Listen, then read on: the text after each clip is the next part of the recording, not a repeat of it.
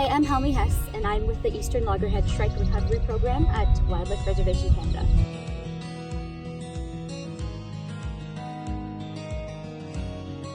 Wildlife Preservation Canada has many partner facilities that breed loggerhead shrikes in captivity. When the shrikes are old enough to leave the nest and are no longer taken care of by their parents, they are transferred to one of our field site locations, such as in Carden or Napanee, where the fledglings are carefully monitored and tested for their ability to hunt before they are released and added to the wild population.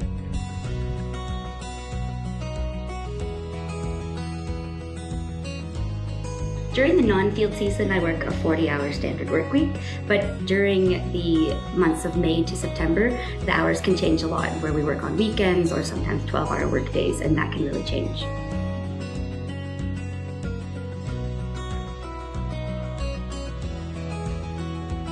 When I'm in the field season, my typical work day is waking up with the sunrise and then heading out into the field to search for birds and their nests, or if I've already found them, then monitoring them over the course of the summer. Later on in the summer, it also involves taking care of our captive bred juvenile birds that live in outdoor enclosures, and so that involves feeding them right at sunrise and then monitoring them throughout the day to make sure that they're eating enough food. But then in the non-field season, which is from October till about April, my typical work day is 9 to 5, working on the computer, writing reports or entering data, or planning for the next field season and writing grant reports or permits.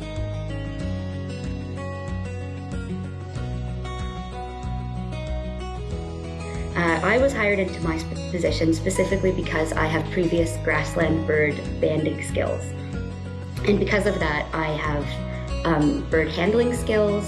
I know how to work with bird color bands as well as the federal bands that go on their legs, and had to be taught how to use stainless steel bands, which are a lot stiffer and can cause a lot more injuries to birds if you don't know how to use them. And because of that, we have to write very, very detailed long CVs when we're applying to wildlife biology jobs to make sure that you cover all of these bases. Even in the non-field season, there are very specific skills that are required. For example, using RStudio to be able to analyze the data that we collect, also mapping skills with Google Earth and GIS, as well as smaller skills such as using GPSs effectively, knowing how to read maps, and then also how to find birds based on their behavior to be able to locate their nests.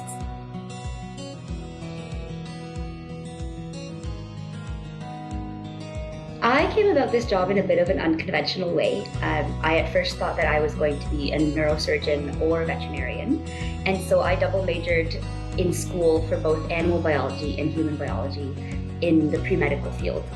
But then in my third year of university, I was looking for research positions so that I could apply to med school, and I found a position that worked with nestling savanna sparrows off the coast of an island off the coast of New Brunswick that was looking at the stress response in nestling birds. And I thought, okay, that's medical enough, but I'm also very outdoorsy and I like working with wild animals. So I ended up getting that position, and that completely rerouted my entire the course of my education. So after that research position, I ended up going into wildlife biology research and worked my way across Canada through all sorts of different universities in different field positions, figuring out if birds was what I wanted to work with or some other group of animals such as reptiles or mammals or amphibians. But I really did ultimately stick with birds. And over that course of time, I ended up applying to a master's position in BC, working again with birds, this time with aquatic songbirds. And I worked with Environment Canada as well as UBC, catching American dippers on streams all through the mountains in BC, and really solidifying my desire to work with birds as well as my field skills, my research skills, and my data analysis skills.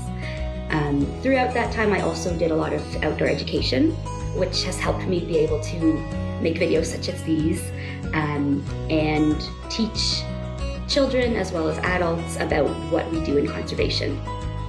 My way of going about this was not the most conventional, and if I went back and did this again, I would actually say that I'd like to major in zoology or some form of or environmental studies to get to my position in a more streamlined fashion. They sort of given me the skills that I was looking for, the hard skills such as working with GIS and RStudio and mapping and surveying skills, a lot cleaner than what I have now. My skills I've developed over time through my different positions, but schooling could have given me that education a lot cleaner and faster. So if you'd like to do something like what I do, then I would recommend majoring in something like zoology.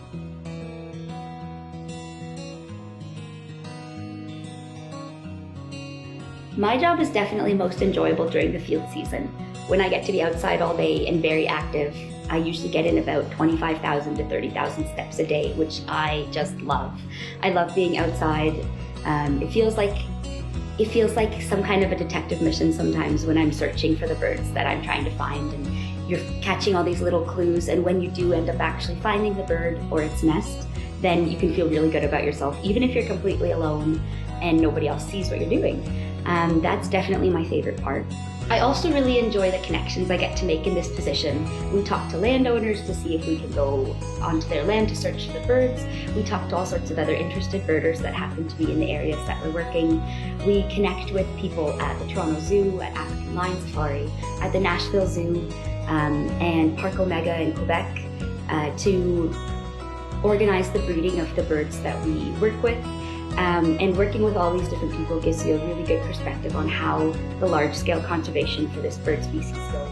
And then I also get to educate people in all sorts of different ways throughout the course of my position. So we will talk to naturalists groups, we will talk to different school groups, we'll talk to universities, and all of that ends up really solidifying how to conserve this population of birds in all sorts of different ways.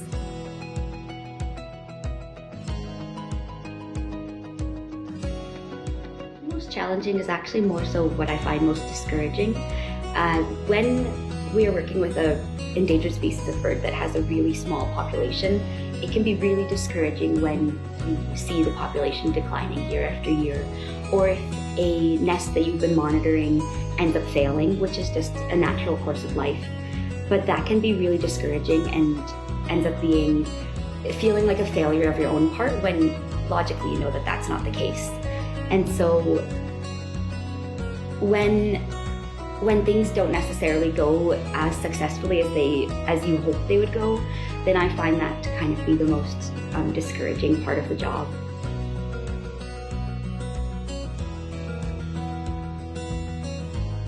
In this field, the starting salary is relatively low compared to others when you've done a bachelor's degree in biology or even a master's. The starting range is about $35,000 a year, and that's because mostly what people start with is working at different NGOs or charities or not-for-profit organizations whose funding is purely dependent on grants as well as any other government funding that may come towards them. If you, for example, were to work at Environment Canada or a government organization, then the starting salary range can be a bit higher, closer to $40,000 to $45,000. But that also limits the areas in which you can work. Then you can also have a higher salary range if you work in industry or as a consultant, whose starting salaries can be up to upwards of $50,000 a year. But again, you have to decide what suits you best and what kind of work you'd like to do.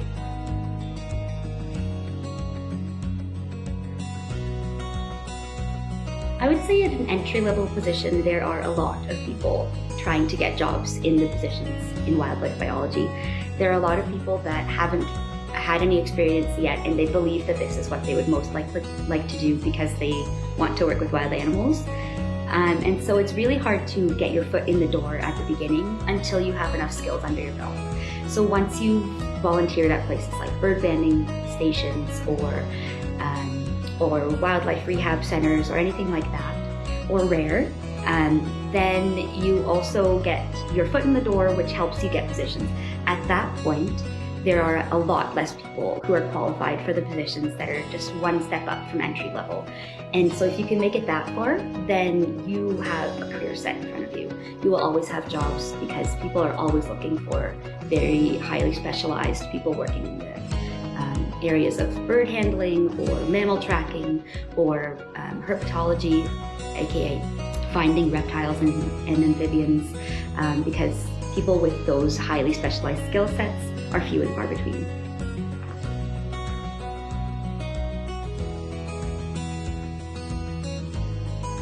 My position relates to climate action in the way that the birds that I work with, the Eastern Loggerhead Shrike, are heavily impacted by climate change. With climate change causing more extreme weather patterns such as freezing events that occur later into the season, or droughts, or extreme temperatures in the middle of the summer, we're seeing that these types of events heavily impact the Loggerhead Shrike. For example, freezing events that have happened during the breeding season can cause nest failures, or droughts can cause impacts to the insect population and rodent population that the shrikes depend on, as well as extreme temperatures can really exhaust the birds and cause them to have lower levels of success. So we are really actively trying to improve the populations of the Loggerhead Shrike in Ontario, despite the fact that they're heavily impacted by climate change.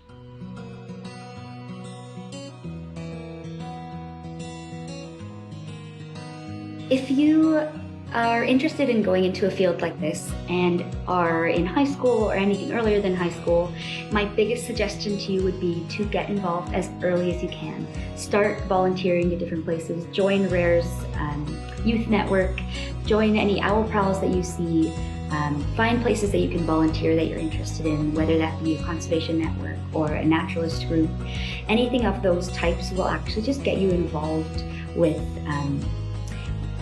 finding birds, finding any reptiles if you happen to be interested more so in reptile conservation or mammal conservation. Anything that gets you out and meeting people that are already in this field and gaining any of the skills that are required for the field or for research, that is the best thing you can do for yourself as early as you can.